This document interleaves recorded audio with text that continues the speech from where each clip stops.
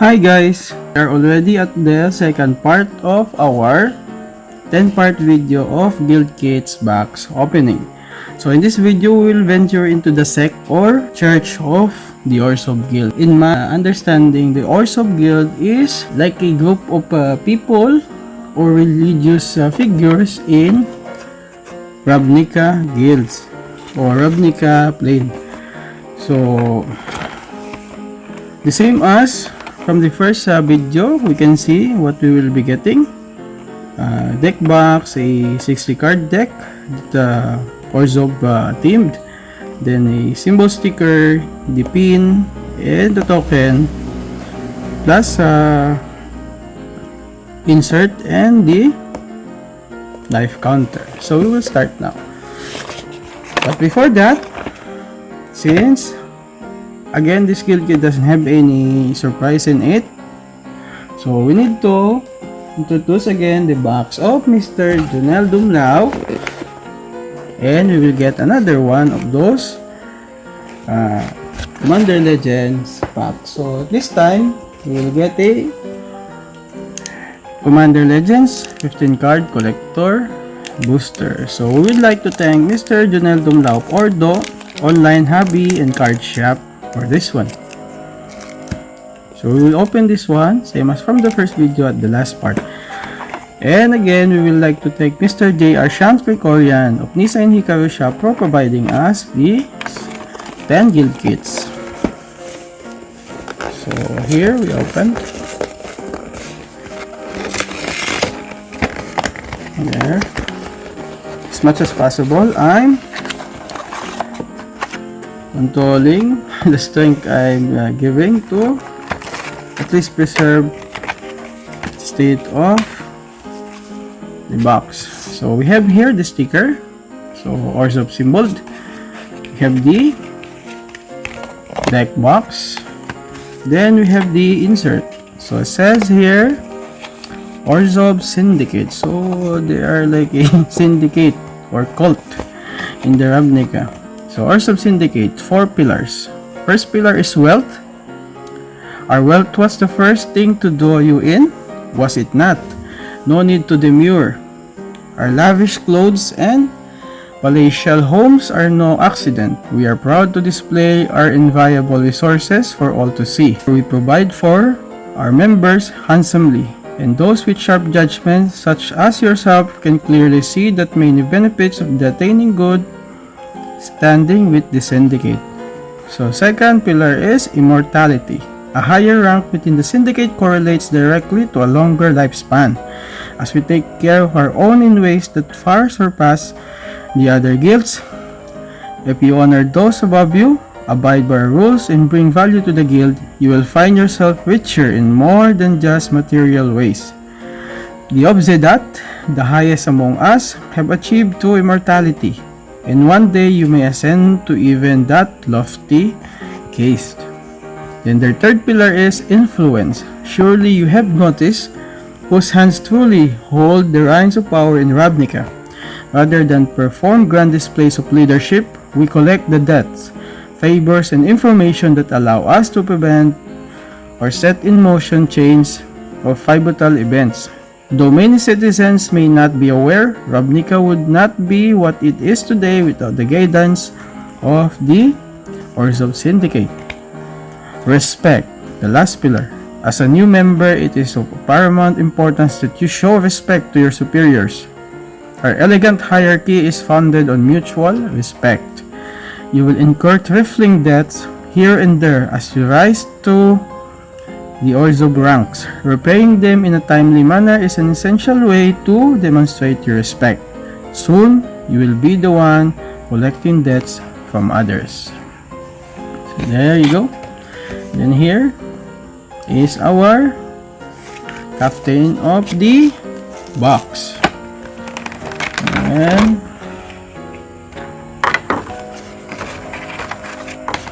reveal them here. So we have our Orzhov team dice, although it's not that Orzhov-y because it's only white and a darker blue. should be black, white and black, but still with this stamp or mark of the Orzhov, it becomes a exclusive dice. So we have also the Orzhov guild pin. Then lastly, we have our captain of the box. So it's a new art of Pt.2 Orzhov Scion. So Pt.2 Orzhov Scion is a 3-2 cast 2-3 legendary creature human advisor. So 1 generic and 1 Orzhov color. So 1 white and 1 black. Says, so what she has here, sacrifice 3 white creatures so we can exile a target creature. Then whenever another creature, a black creature we control dies, we can create a 1/1 white spirit creature token. So Orzhov or Pt.2 says here, spend your life betraying me if you wish. I'll simply take it up with your ghost. So there you go. So I think we can already set this all aside and check the contents of our deck.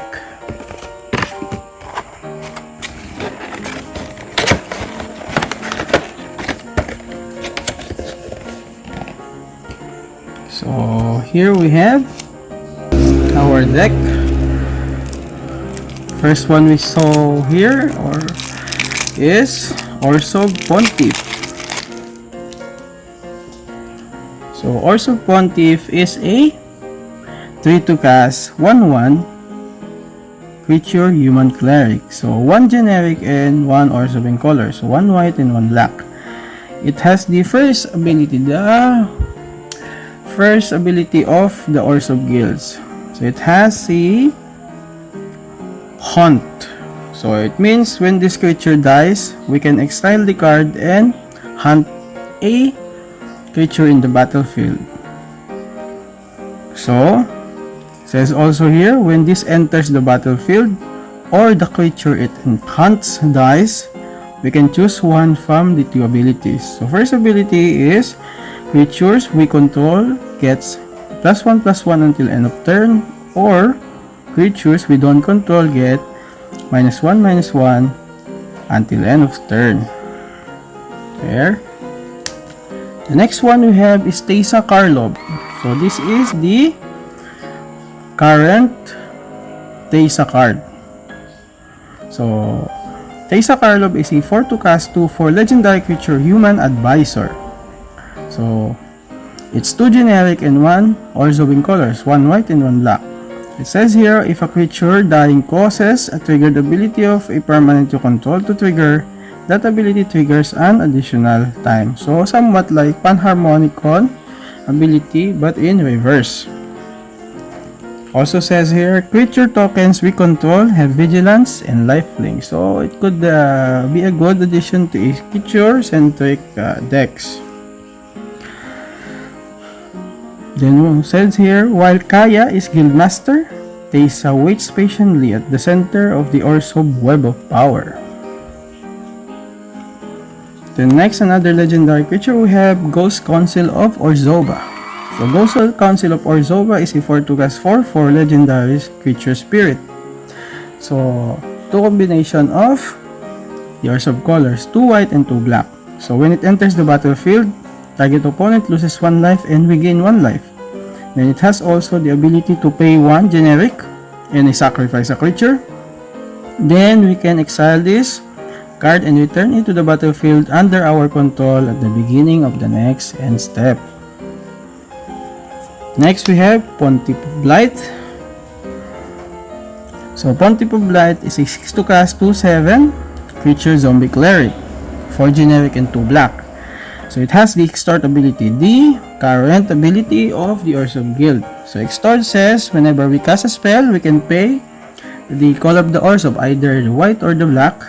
Then if we do, each opponent loses 1 life and we gain 1 life. And she has also one ability here, other creatures we control have extort. Close and open parenthesis says here, if a creature has multiple instances of extort, each triggers separately. So it stacks, no? Then we have a skeletal vampire, a 4-2 caster, 3 creature vampire skeleton. So 4 generic and 2 black. It has flying, and when it enters the battlefield, it creates 2 1/1 black bat creature tokens with flying. It has also the ability to pay 5, 3 generic and 2 black to sacrifice a bat and create 2 bat creature tokens with flying. So it doubles the bat sacrifice. Then also has here sacrifice a bat, then we can regenerate this creature. Next we have Treasury Troll. So it's a 6 to cast 4/4 creature troll.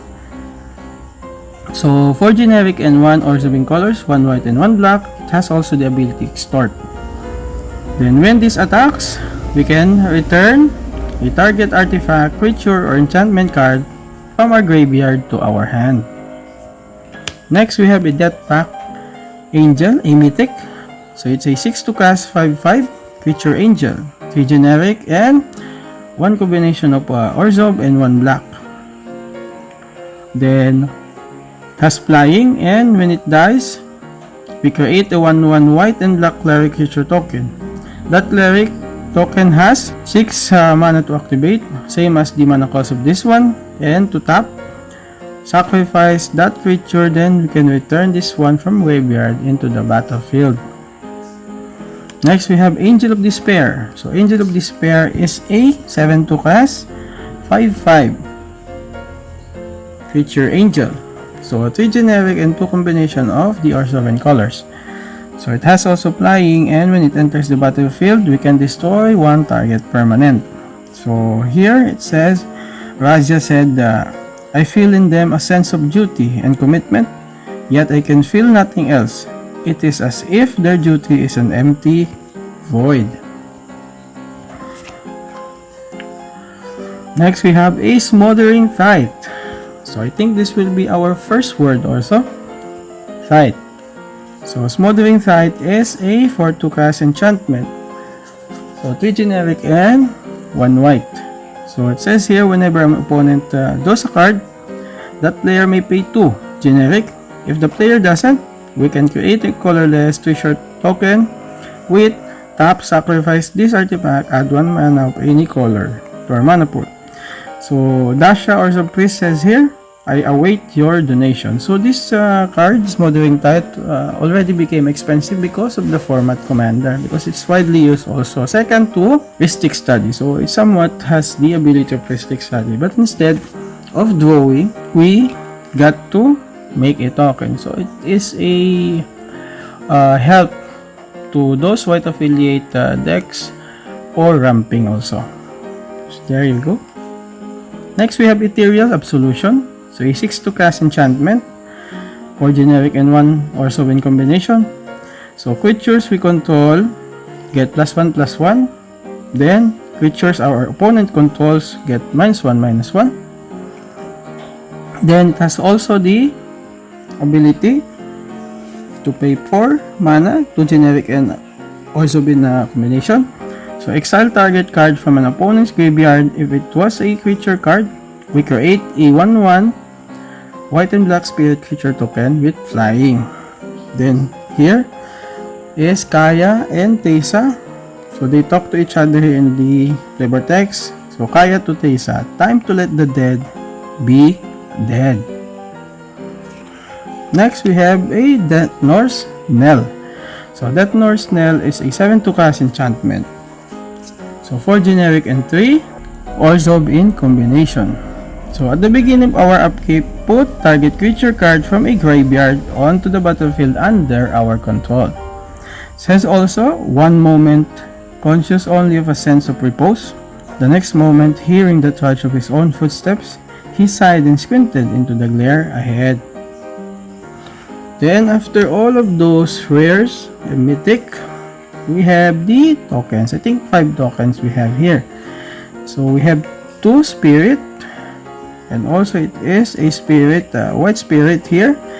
Then the backside is a Orzhov colored spirit. Then we have 2 black bats. At the back is also the Orzhov spirits. And 1 cleric for that angel. The back is a treasure token. Then, let's go to our uncommons and commons. We have Martyr Rusalka, a Plague Rusalka. I think this will be our word. A Rusalka. So, Rusalka or Plague Rusalka is a 1-2 cast 1/1 creature spirit. Can be paid only with 1 black. So, it has also the black ability to pay mana. Sacrifice a creature, target creature get -1/-1 until end of turn. So, Sabra says here, look at her. Once filled with innocence, death has a way of bringing away such deficiencies. Rusalka. I think this is a noun, somewhat a spirit in meaning. We have also here the Orzhov Enforcer, a Imperious Oligarch, 2 copies.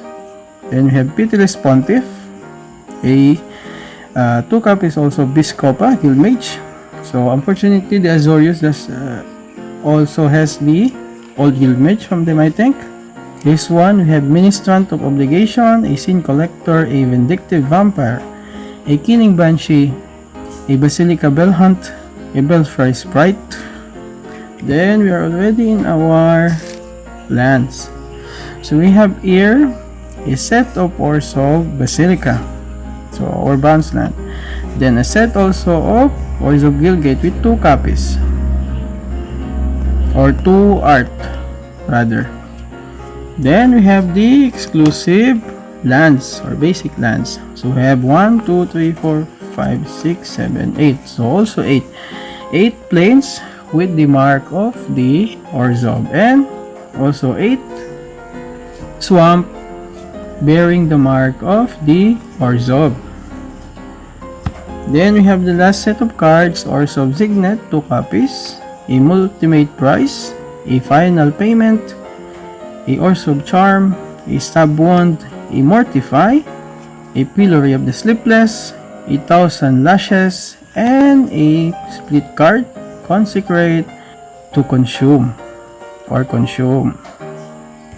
So there you go guys, the content of our Orzhov Guild Kit. So now we will proceed our revealing of the contents of this Commander Legends pack. So we have here a soldier token. The other side it's a copy token. So this is a foil one. Then our extended art foil is a Plague River. So a Plague River is 3-2 cast 6/5 creature beast. So 2 generic and 1 black. At the beginning of our end step, we sacrifice each other creature we control. Then we discard 2 cards and sacrifice this one. We can choose target opponent, then return Plague River to the battlefield under that player's control at the beginning of their next upkeep. There you go. Then we have in extended art, Preordain. We have Vial Smasher the Fierce as our first edge foil. So Vial Smasher the Fierce is a 3-2 cast 2/3 legendary creature Goblin Berserker. So 1 generic and 1 Rakdos in combination. So 1 red and 1 black. So it says here, whenever we cast our first spell each turn, we can choose an opponent at random. Then this card deals damage equal to that spell's converted mana cost to that player or planeswalker that player controls. It has also the partner abilities. So good thing this was reprinted because this is one of those original partner commanders that are slowly getting expensive. Then our next edge foil is Colfinor, the Last U. So they finally rebuild Colfinor after a long time from Lorwyn that we didn't visit. So Colfinor, the Last Few is a 6-2 cast 3/7 legendary creature, 3 folk shaman. So 3 generic and Abzan in combination. So 1 white, 1 black, and 1 green. It has also Vigilance and Reach. So When this card or another creature we control dies, we can return up to 2 or up to 1 other target creature card with lesser toughness from our graveyard to our hand. So Kolfinor says here, to reach my age, you must know when to bend with the winds and when to stand tall. Then, we have also here, our last edge foil, Faltis, Shadow Cat Familiar. I think we will get this as our word, familiar. Although the word familiar also has another meaning, which means commonly known, like that, somewhat. So I think this means here is like a pet or some or a small critter that owned by someone, like this. Familiar. So Faltis, Shadow Cat Familiar is a 3 to cast 2/2 legendary creature, Nightmare Cat. So 2 generic and 1 black. Then it says here, commanders we control have menace and death touch. So it has also the partner ability. So flavor text says, she sticks to her chosen master closer than their own shadow. The other familiar word is really familiar. The other word familiar is not usually used except for stories and literary works. Here we have a foil Sky Diamond, a Armor Craft Judge, then a Frenzied Saddle Brute, a Trusty Pack Beast, a Liz Alana Bowmaster, and another foil legendary creature is Alharu Solemn Ritualist. Then we have also here Halana, Cassie Granger, and a Dispeller's Capsule. So we still need our 5th word. So since we still need our 5th word, I think we will pick from the first set of the cards. So I think we'll choose Pontiff. So this will be our last word, Pontiff. So now we already finished opening our Orzhov Guild Kit